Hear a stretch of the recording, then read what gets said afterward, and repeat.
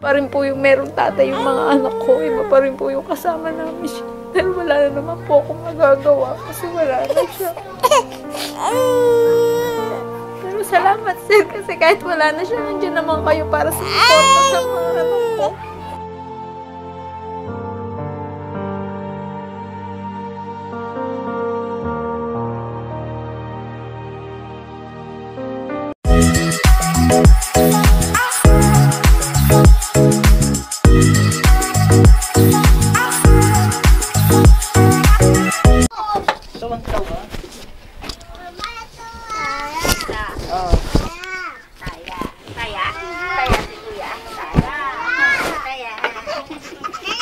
Oh. Oh. Taya. Taya. Oh, kamusta? Kamusta kayo? Hi. Oh. Naubos mo yung cake mo? Ha? Naubos mo ang cake? Hindi. Hindi? Nasaan? Nasaan ang cake? Naubos na. Naubos na. Wow. Naubos yung lalaki. Oh, check nga natin kung kumpleto kayo.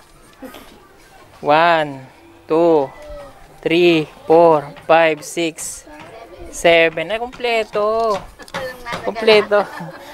Nakita ko kanina to dun eh. Ito oh. Abangan, sabi kasi daw sa kanila, sir, may feeling daw. Sabi ko, mamaya nga po pa yun, mainit pa. Hindi naman dadala yun. Sinabi ko si Ate Risa. Ikaw ha, lagi kitang nakikita doon, oh, naglalaro sa baha. Oh. Huli sir na isda-isda. Anong kinakain mo? Pulburon? Pumayat siya ate. Tipid na sa gatas, sir. Tipid na sa gatas. Bili tayo maraming gatas. Ha? Bili tayo maraming gatas. Yan, sir, pag matutulog. Ano na? Nadedish siya pag matutulog lang sa gabi. Ah, pag matutulog lang sa gabi.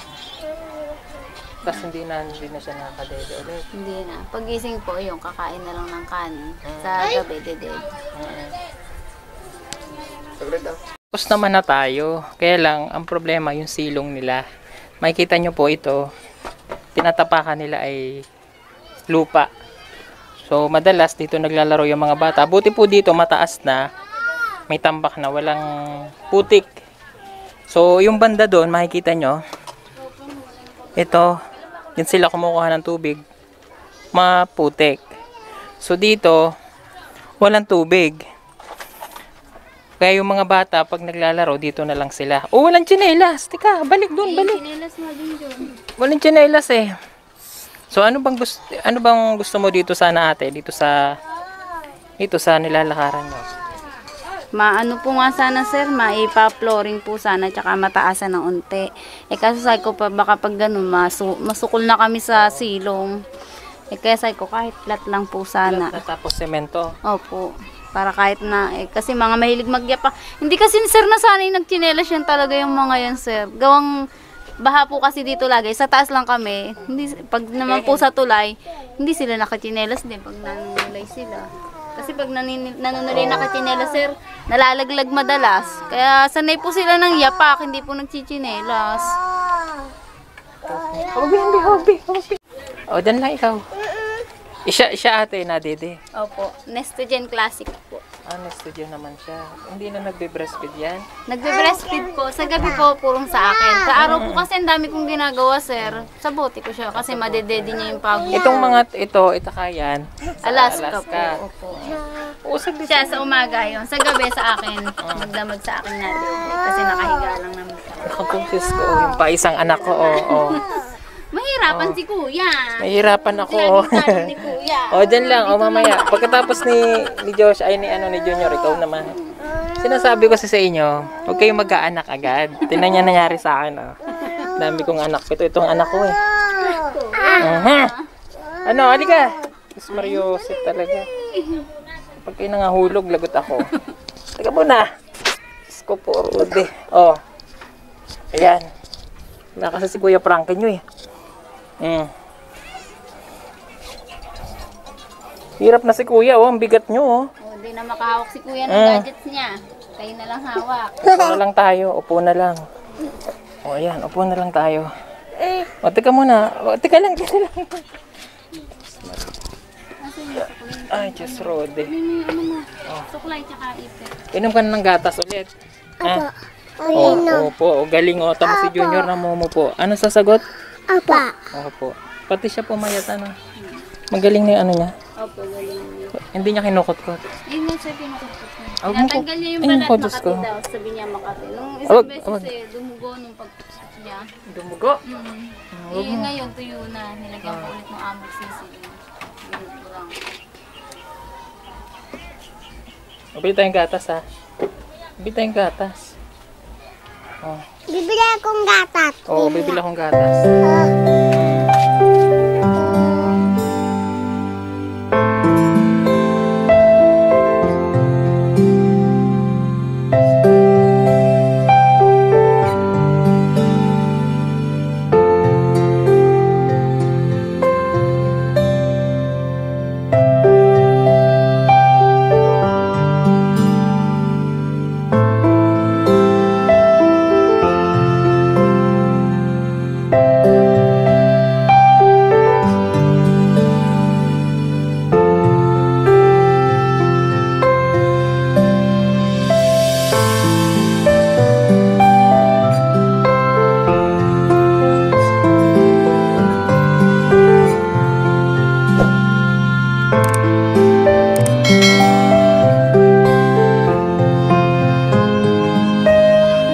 Oh, ano yan? Laruan? Pasel. Anong gatas niya ulit, ate? Alaska po. Ito, Nestogen Classic. yung one. Pwede rin one. Nestogen Classic, sir, nasa pack lang yun eh. Yung kulay maliit orange. lang. Oh. Magkano mo binibili yun? 48 ang isang pack. 48. Hmm. Okay, sige. Ano laman ito? Ha, mga bata, anong laman? Hindi alam. Joshua, anong laman? Anong laman ito? Sige, buksan natin laman.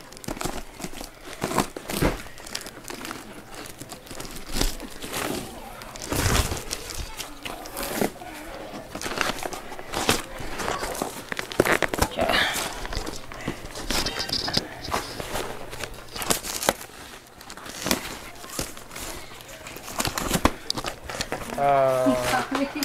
Ito na ang gatas. Ito na ang gatas para kay baby. Oh, ito para kay baby. Pataas mo. Takin ano? Oh, hindi.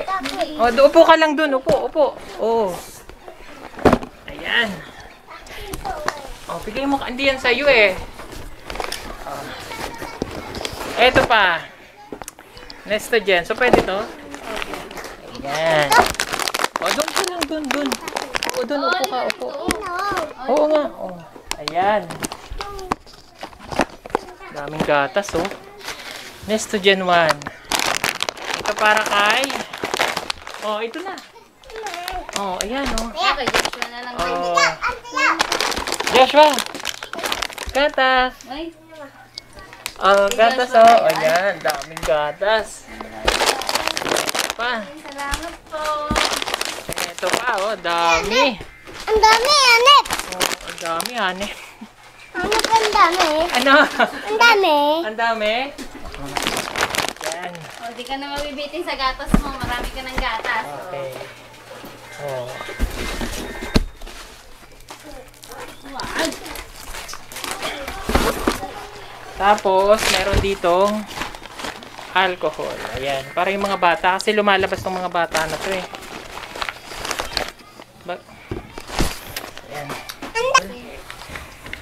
Bente? Oo. Ayun. Oh, ayun. Oh, upo doon. Upo doon kay Joshua para bibigyan ng 20. Huwag mo ganunin. Upo dyan. Oh, may isang gatas mo. Ang dami ng gatas ni Bebe. Po, galing to kay Ma'am Marisa Peralta. Nagpadala siya sa iyo ng $200. So, pinamili natin ng gatas at saka nitong alcohol. Tapos, may ibibigay. Bali lahat to, 3,000 pesos itong pinamili natin. So, magbibigay pa kami ngayon sa iyo ng 6,400. Salamat po. Thank you po talaga. Hindi na ako mamproblema ng pagbabudget sa gatas. Ang dami ng gatas, oh, ni Joshua. Oh, ito, May ito. 1 year na ano na kami. Okay. 1, 2, 3, 4, 5, 6,400. Ha? Salamat po. Busy kang maglaro eh. Dami ng gatas. Dami ng gatas ni baby. Oh, dami ng gatas. Oh. Dami ng gatas. Joshua, inom na ikaw gatas? Ayaw? Sa kanila pang matagalan na yun, sir. Ah. Ang dami. Ang dami, no? Parang isang taon na abutin yan, sir. Isang taon, hindi naman. Ang dami. Halika dito, dali, halika.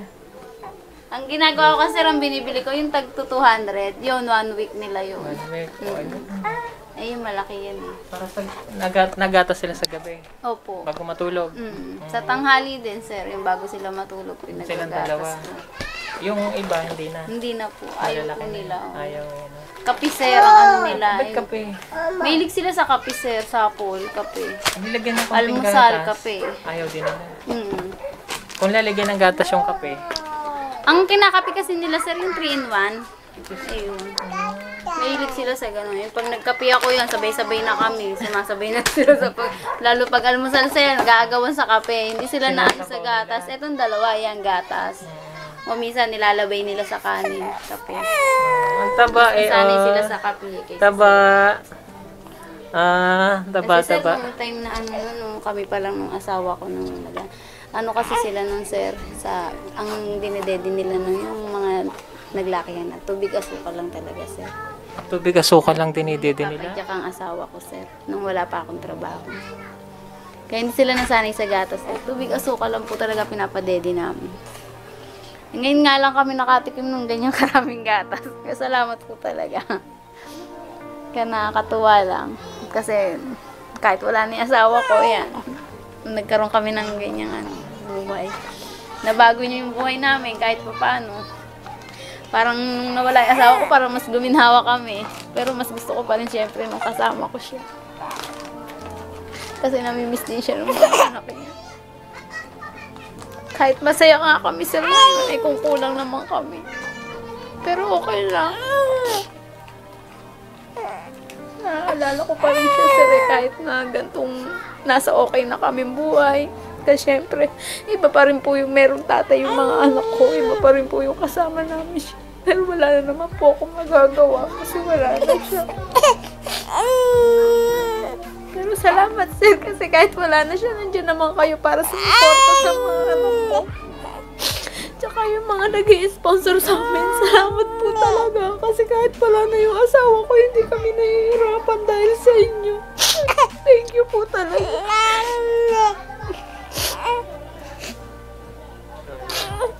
So, para po dun sa mga nanonood po kasi, na mga bago nating mga nanonood po, si Ate Jen po kasi ay nabalo nung March, no?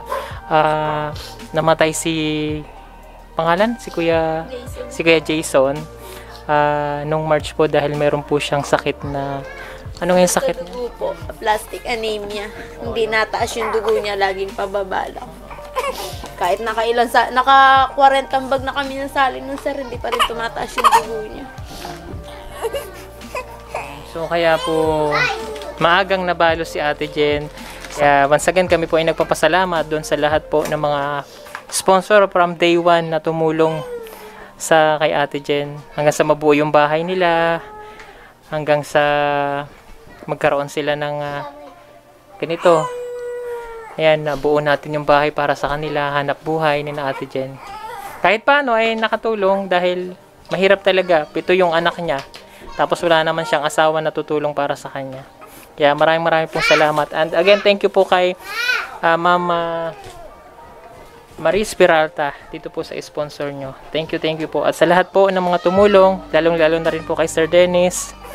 Salamat po sa inyo. Thank you so much po. Salamat po. Oh, baby. Halika dito, Joshua. Halika. Halika na, halika dito. Ba't wala sila dito?